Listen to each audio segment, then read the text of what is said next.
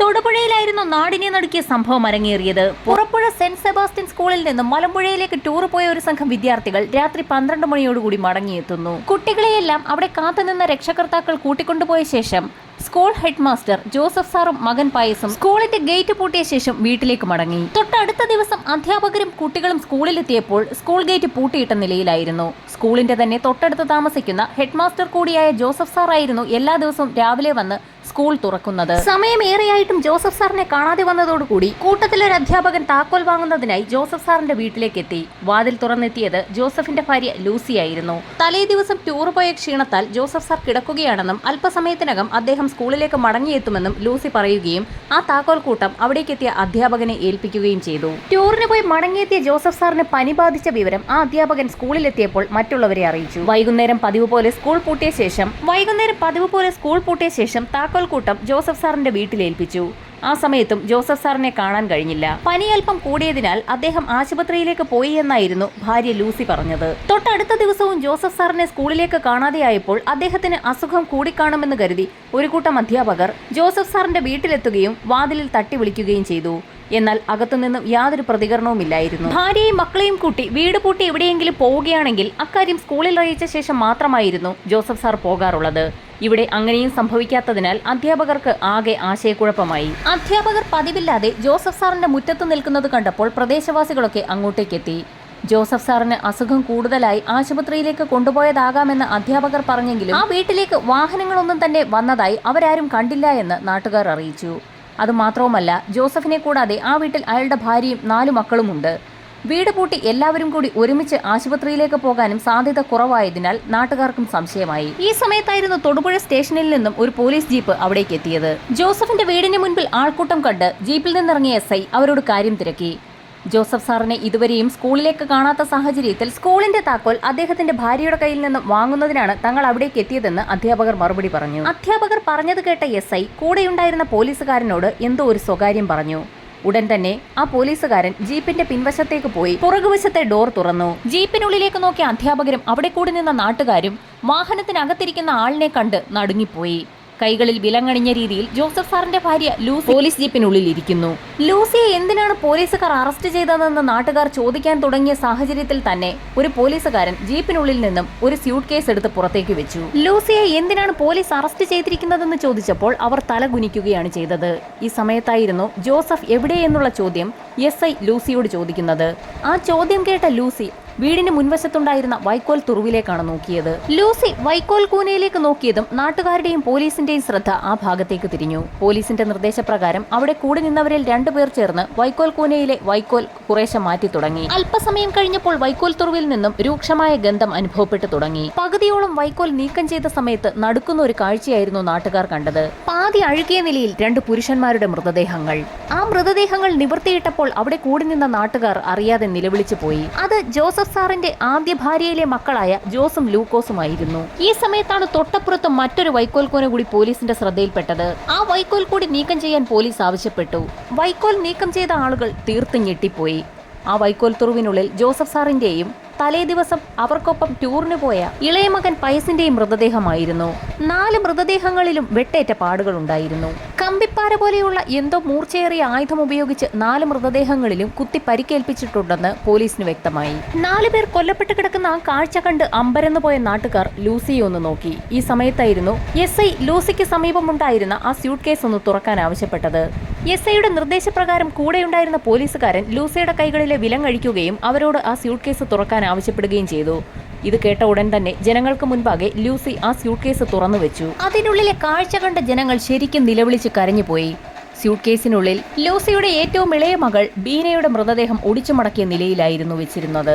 ജോസഫിനൊപ്പം വൈക്കോൽ തുറുവിൽ മരിച്ച നിലയിൽ കണ്ടെത്തിയ പയസും ലൂസിയുടെ മകനാണ്.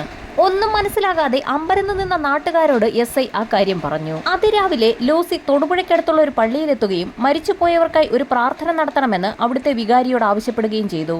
അതിനുള്ള ഫീസ് വികാരിയച്ഛന് കൊടുക്കുന്നതിനായി പേഴ്സ് തുറന്ന സമയത്തായിരുന്നു ലൂസിയുടെ പേഴ്സിൽ ധാരാളം പണം ഇരിക്കുന്നത് അച്ഛന്റെ ശ്രദ്ധയിൽപ്പെടുന്നത്. ജോസഫ് സാറിന്റെ കുടുംബത്തെ നേരത്തെ തന്നെ അറിയാവുന്ന ഫാദർ എന്തുകൊണ്ടാണ് ഇത്രയധികം പണം ലൂസി കൈവശം കൊണ്ടു നടക്കുന്നതെന്ന് അപ്പോൾ തന്നെ അവളോട് ചോദിച്ചു. വീട്ടിൽ ആളില്ലാത്തത് കൊണ്ടാണ് പണം മുഴുവൻ താൻ പേഴ്സിൽ കൊണ്ടു നടക്കുന്നതെന്നായിരുന്നു ലൂസി പറഞ്ഞ മറുപടി. ജോസഫ് എവിടെയെന്ന് ഫാദർ ചോദിച്ചെങ്കിലും പനിയായതിനാൽ അദ്ദേഹം ആശുപത്രിയിൽ പോയിരിക്കുകയാണെന്നും അവൾ വ്യക്തമാക്കി. ഈ സമയത്താണ് ലൂസിക്ക് സമീപം വെച്ചിരുന്ന സ്യൂട്ട് കേസ് ഫാദറിന്റെ ശ്രദ്ധയിൽപ്പെടുന്നത്. അതിലെന്താണെന്ന് എത്ര ആവർത്തിച്ച് ചോദിച്ചിട്ടും ലൂസി മറുപടി പറഞ്ഞില്ല.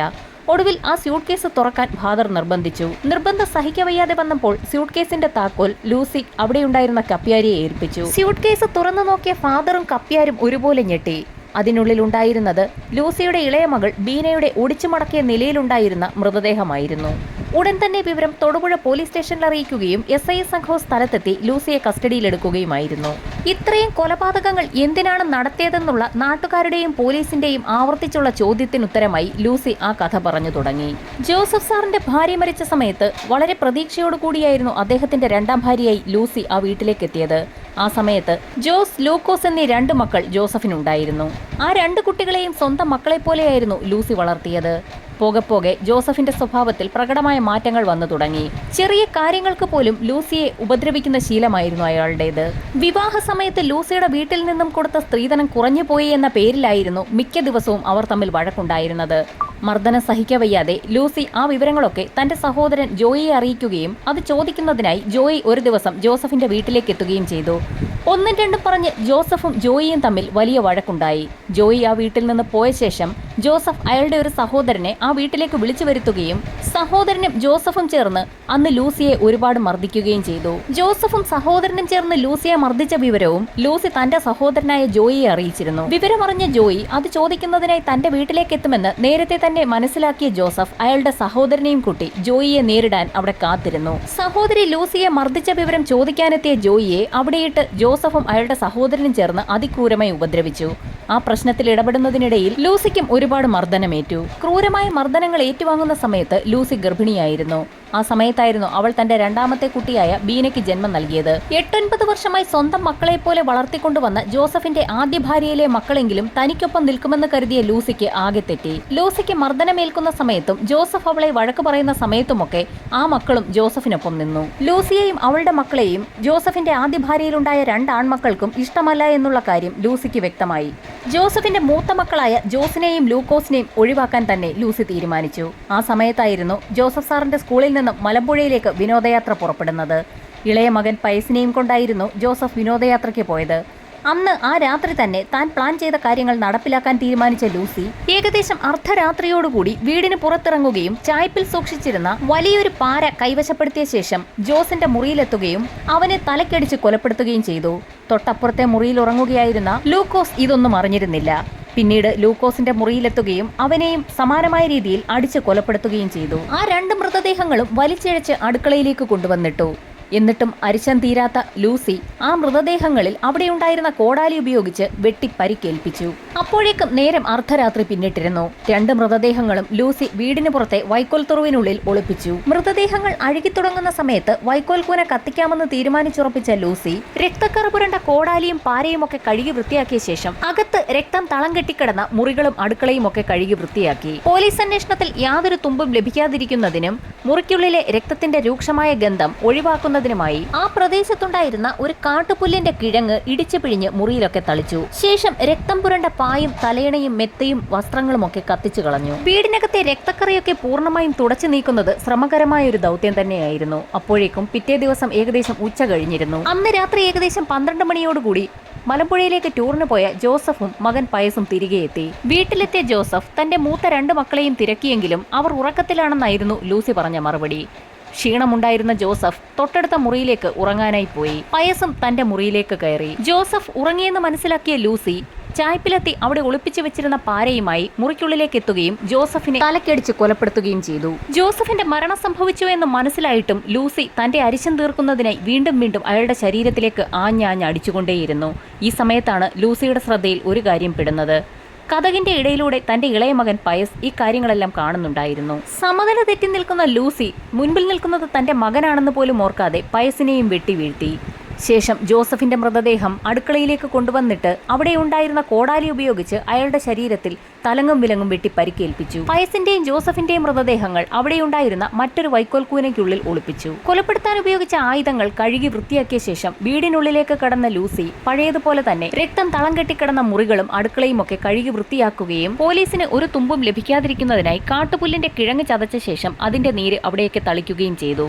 അപ്പോഴേക്ക് സമയം ഏകദേശം 2 മണിയായി കഴിഞ്ഞിരുന്നു. നല്ല ക്ഷീണം തോന്നിയ ലൂസി അവിടെ ഒരു കട്ടിലിൽ കിടന്ന് ഉറങ്ങിപ്പോയി.